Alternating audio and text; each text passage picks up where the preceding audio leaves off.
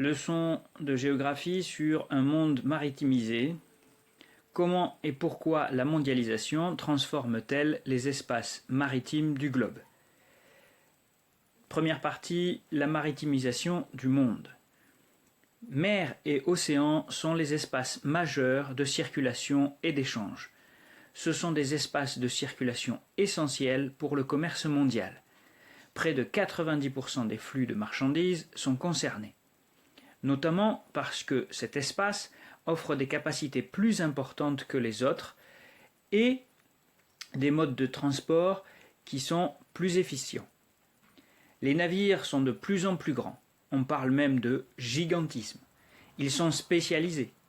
On a des cargos, les tonniers, les porte-conteneurs ou encore les méthaniers.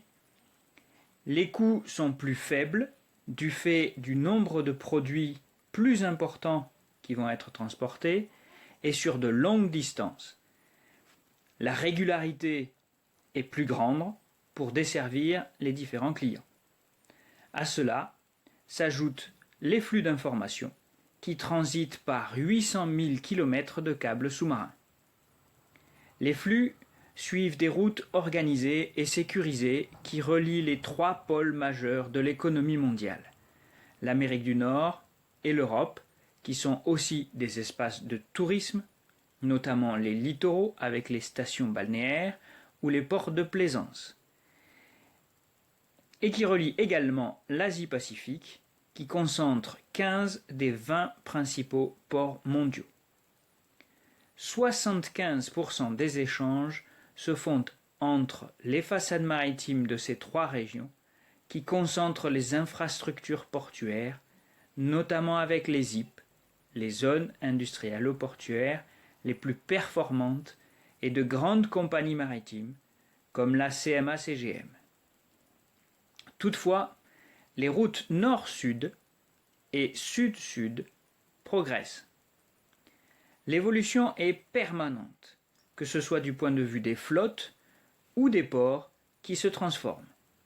La conteneurisation ou la course au gigantisme nécessite des investissements considérables.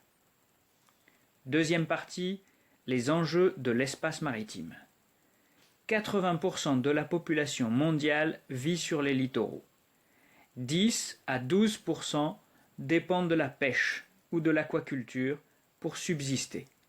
Et 25% de la population mondiale est nourrie en partie par la pêche.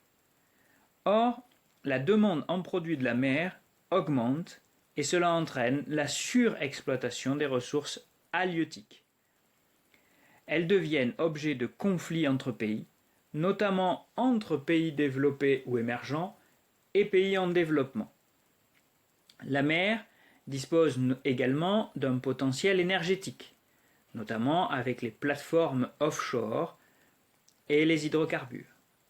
1/3 de la production mondiale de pétrole et de gaz vient de la mer. Il faut y ajouter les promesses en énergie renouvelable, par exemple les ressources hydroliennes. Enfin, 85% des minerais sont sous-marins.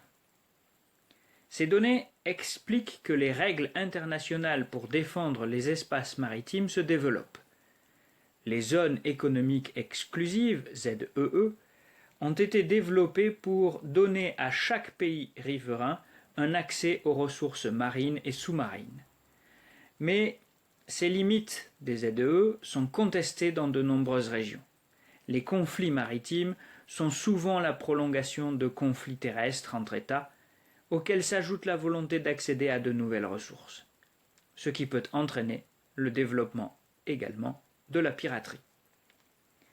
Les espaces maritimes représentent 70% de la surface de la planète et jouent un rôle important de régulateur climatique et de réservoir de biodiversité essentielle.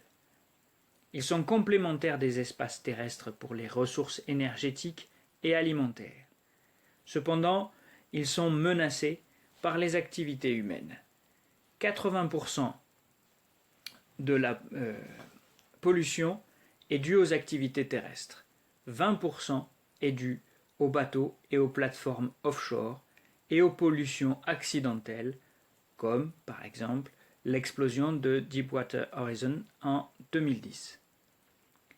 Les organisations internationales comme l'ONU tentent donc de mettre en place de nouvelles règles de développement responsable et durable, mais cela reste lié à la bonne volonté des États.